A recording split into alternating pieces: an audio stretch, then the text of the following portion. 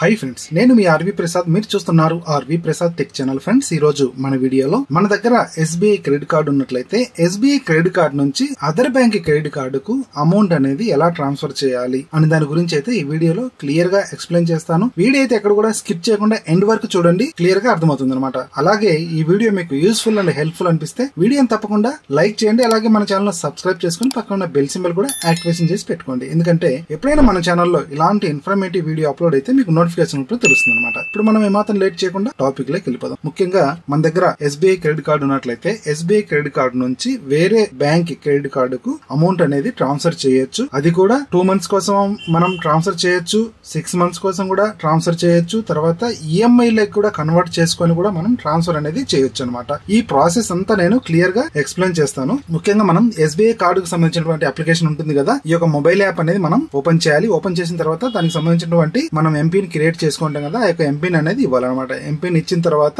Next process అనేది చెప్తాను. ఇలా మనం ఎంపిన్ అనేది ఇవ్వాలి. ఎంపిన్ ఇచ్చిన తర్వాత సింపుల్ గా కంటిన్యూ మీద క్లిక్ చేయాలి. కంటిన్యూ మీద క్లిక్ చేసిన తర్వాత మనకు ఈ యొక్క యాప్ అనేది ఇలా మనకు ఓపెన్ అయిపోతుంది. ఇలా యాప్ ఓపెన్ అయిన తర్వాత ఇలా స్క్రోల్ డౌన్ చేయాలి. ఇలా స్క్రోల్ డౌన్ చేసిన తర్వాత ఇక్కడ మనకు రీఛార్జ్ అండ్ బిల్ పేమెంట్స్ అనేది ఒక ఆప్షన్ వచ్చింది. ఇంకొక ఆప్షన్ వచ్చేసి మనకు బ్యాలెన్స్ ట్రాన్స్ఫర్ అని చెప్పేసి వచ్చింది చూడండి. Transfer the out standing from your other credit card to SBI credit card అని చెప్పేసి ఆప్షన్ అనేది వచ్చింది అనమాట. ఇక్కడ మనం ఏం చేయాలంటే సింపుల్ గా ట్రాన్స్ఫర్ నౌ మీద క్లిక్ చేయాలి. ట్రాన్స్ఫర్ నౌ మీద క్లిక్ చేసిన తర్వాత ఇక్కడ బ్యాలెన్స్ ట్రాన్స్ఫర్ లో బుక్ ఇన్ 3 సింపుల్ స్టెప్స్ అనమాట. ఒకటి enter amount, repayment option, select offer and enter card details, verify details and submit request అనమాట. సింపుల్ గా ప్రొసీడ్ మీద క్లిక్ చేయాలి. ప్రొసీడ్ మీద క్లిక్ చేసిన తర్వాత నా కార్డుకు వచ్చేసి 1,696 రూపీస్ వరకు అయితే ట్రాన్స్ఫర్ అనేది చేయొచ్చు అనమాట. మీకు ఇది డిఫరెంట్ గా షో చేయొచ్చు. ఎందుకంటే మీ దగ్గర ఎంత లిమిట్ ఉంది, ఎంత లిమిట్ వరకు ట్రాన్స్ఫర్ చేయొచ్చు అనేది మీ యొక్క కార్డు మీద ఆధారపడి ఉంటుంది అనమాట. ఇక్కడ నా కార్డుకు వచ్చేసి 1,696 రూపీస్ వరకు అయితే నేను ట్రాన్స్ఫర్ అనేది చేయొచ్చు. ఇందులో నుంచి నేను కొటాక్ మహీంద్రా బ్యాంక్ కి సంబంధించినటువంటి కార్డుకి అయితే నేను ట్రాన్స్ఫర్ చేసి చూపిస్తాను. ఇదంతా కూడా వీడియో పర్పస్ మీద చేస్తున్నాను అనమాట. ఈ యొక్క కొటాక్ మహీంద్రా బ్యాంక్ కి సంబంధించినటువంటి కార్డు అనేది నేను ఓపెన్ చేస్తున్నా. ఇలా ఓపెన్ చేసిన తర్వాత ఇక్కడ మనకు క్రెడిట్ కార్డ్ ఆప్షన్ అనేది వచ్చింది. మనకు ఈ యొక్క క్రెడిట్ కార్డు నెంబర్ అనేది ఇక్కడ ఇవ్వాలన్నమాట. సింపుల్ గా ఇక్కడ మనకు 2 ఆప్షన్లు అనేది వచ్చాయి చూడండి. ఇక్కడ please select balance transfer option. ఇందులో ఒకటి బ్యాలెన్స్ ట్రాన్స్ఫర్, ఇంకొకటి బ్యాలెన్స్ ట్రాన్స్ఫర్ ఆన్ ఈఎంఐ. మనకు ఈ యొక్క బ్యాలెన్స్ ట్రాన్స్ఫర్ వచ్చేసి ఈఎంఐ లో కావాలనుకుంటే మనం ఈఎంఐ ఆప్షన్ అనేది సెలెక్ట్ చేసుకోవచ్చు. లేదు నాకు ఓన్లీ 2 months కోసం కావాలి అనుకుంటే మాత్రం ఇక్కడ బ్యాలెన్స్ ట్రాన్స్ఫర్ అని చెప్పేసి కనిపిస్తుంది కదా, దీని మీద సెలెక్ట్ చేయాలన్నమాట. దీని మీద సెలెక్ట్ చేసిన తర్వాత ఇక్కడ అమౌంట్ అనేది మనం ఎంటర్ చేయాలి. మనకి ఇక్కడ ఎంత రిక్వైర్మెంట్ అమౌంట్ ఉంటుందో అంత రిక్వైర్మెంట్ అమౌంట్ అనేది ఇక్కడ మనం ఎంటర్ చేయాలన్నమాట. ఇక్కడ నేను ఈ అమౌంట్ అనేది ఎంటర్ చేస్తున్నా. ఎంటర్ చేసిన తర్వాత ఇక్కడ బ్యాలెన్స్ ట్రాన్స్ఫర్ అని చెప్పేసి కనిపిస్తుంది కదా, ఈ యొక్క బ్యాలెన్స్ ట్రాన్స్ఫర్ ను నేను సెలెక్ట్ చేశాను అనమాట. సెలెక్ట్ చేసిన తర్వాత కంటిన్యూ మీద క్లిక్ చేయాలి. కంటిన్యూ మీద క్లిక్ చేసినట్లయితే ఇక్కడ మనకు 2 ఆప్షన్లు అనేది కనిపించాయి అనమాట. ఒకటి వచ్చేసి 10 days అంటే 180 days కోసం మనం అమౌంట్ ట్రాన్స్ఫర్ చేసుకోవచ్చు. దీనికి ప్రాసెసింగ్ ఫీజ్ అనేది 0 ఉంటుంది. తర్వాత వచ్చేసి ఇంట్రెస్ట్ రేట్ వచ్చేసి దీనికి 1.70 పడుతుంది అనమాట.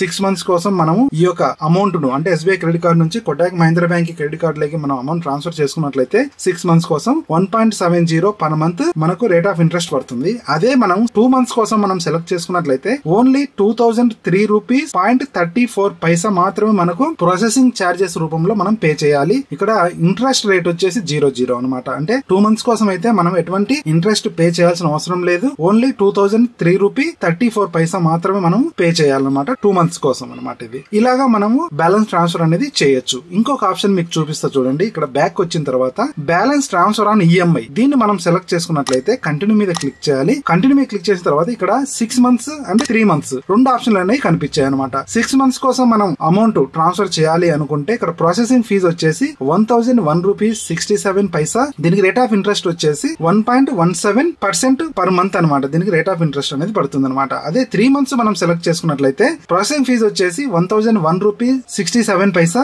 ఇందులో ఇంట్రెస్ట్ రేట్ ఆఫ్ ఇంట్రెస్ట్ వచ్చేసి 0.92% పర్ మంత్ మాత్రమే పడుతుంది అనమాట. అంటే తక్కువ రోజులు మనం సెలెక్ట్ చేసుకున్నట్లయితే తక్కువ ఇంట్రెస్ట్ అనేది ఇక్కడ మనకు పడుతుంది అనమాట. ఎక్కువ నెలలు 10 పెట్టుకున్నట్లయితే దానికి తగ్గట్టుగా రేట్ ఆఫ్ ఇంట్రెస్ట్ అనేది మనకు ఎక్కువ పడుతుంది అనమాట. ఇదైతే ప్రతి ఒక్కరు గమనించాలి. ఇక్కడ వరకు అయితే మీకు క్లియర్ అయింది అనుకుంటా. అంటే మీరు ఈఎంఐ రూపంలో అమౌంట్ ట్రాన్స్ఫర్ చేయాలా, లేదంటే మీరు బ్యాలెన్స్ బ్యాలెన్స్ రూపంలో అంటే 2 months కోసం 6 months కోసం ట్రాన్స్ఫర్ చేయాలా అనేది మనకు ఇక్కడ నుంచి సెలెక్ట్ చేసుకోవచ్చు అనమాట. ఈ ఆప్షన్ ద్వారా balance transfer and balance transfer on EMI 2 ఆప్షన్లు అనమాట. ఇక్కడ నేను బ్యాలెన్స్ ట్రాన్స్ఫర్ లో నేను సెలెక్ట్ చేస్తున్నాను అనమాట. సెలెక్ట్ చేసిన తర్వాత కంటిన్యూ మీద క్లిక్ చేయాలి. కంటిన్యూ మీద క్లిక్ చేసిన తర్వాత ఇక్కడ నేను 60 days కోసం మాత్రమే సెలెక్ట్ చేస్తున్నా. ఇందులో మనకు ఓన్లీ సిర్ఫ్ 2003 రూపీ 34 పైసా మాత్రమే మనకు ప్రాసెసింగ్ ఫీజు రూపంలో మనం పే చేయాలన్నమాట ఎక్స్ట్రా 60 days కోసం. తర్వాత ఇక్కడ మనం ఏం చేయాలంటే enter your card details. A card details?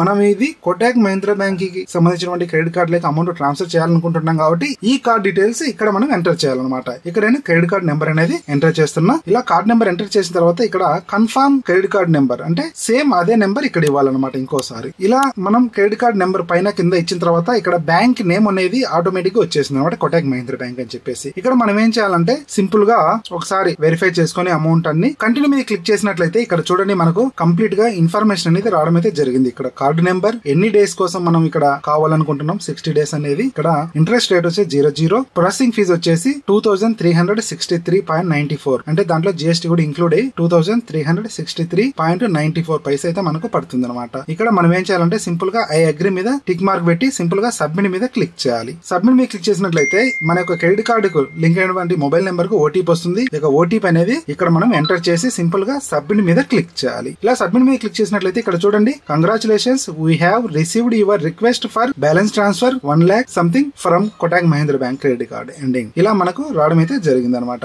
10 years లో వచ్చేసి మనకు 60 days అయితే మనం సెలెక్ట్ చేసుకున్నాం. ఇక్కడ సర్వీస్ రిక్వెస్ట్ అనేది మనకు రావడం అయితే జరిగింది అనమాట. ప్రాసెసింగ్ టైం అనేది 2 to 3 working days అనమాట. మనకి ఇది 2 to 3 working days లో మనకు ఈ యొక్క ఎస్బీఐ క్రెడిట్ కార్డ్ నుంచి Kotak Mahindra bank credit card లేకి మనం ఎంతైతే అమౌంట్ సెలెక్ట్ చేసుకున్నామో అంత అమౌంట్ అనేది ఇందులోకి ట్రాన్స్ఫర్ అవుతుంది అనమాట. ట్రాన్స్ఫర్ అయిన తర్వాత మనకు 60 days లోపల అమౌంట్ అనేది మనం పే చేయాలి. పే చేయకుంటే మనకు ఎక్స్ట్రా చార్జెస్ అనేది పడతాయి అనమాట. అదైతే ప్రతి ఒక్కరు గమనించాలి. మనకు 10 or 60 days పెట్టుకున్నాం కాబట్టి 60 days లోపలనే మళ్ళీ టోటల్ అమౌంట్ అనేది ఈ యొక్క ఎస్బీఐ క్రెడిట్ కార్డ్ లకి మనం ట్రాన్స్ఫర్ చేసుకోవాలన్నమాట. ఫ్రెండ్స్, ఈ వీడియో ద్వారా మీకు ఎస్బీఐ క్రెడిట్ కార్డ్ నుంచి అదర్ బ్యాంక్ క్రెడిట్ కార్డు కు అమౌంట్ అనేది ఎలా ట్రాన్స్ఫర్ చేయాలి అనేది అయితే క్లియర్ గా అర్థమైంది అనుకుంటా. వీడియో నచ్చినట్లయితే వీడియోని లైక్ చేయడం మాత్రం మర్చిపోకండి. అలాగే video me friends and family members కూడా షేర్ చేయండి. అలాగే మీరు ఫస్ట్ టైం మన ఛానల్ విజిట్ చేసినట్లయితే ఛానల్ ని తప్పకుండా సబ్స్క్రైబ్ చేసుకోండి. Thanks for watching. జై హింద్, జై భారత్.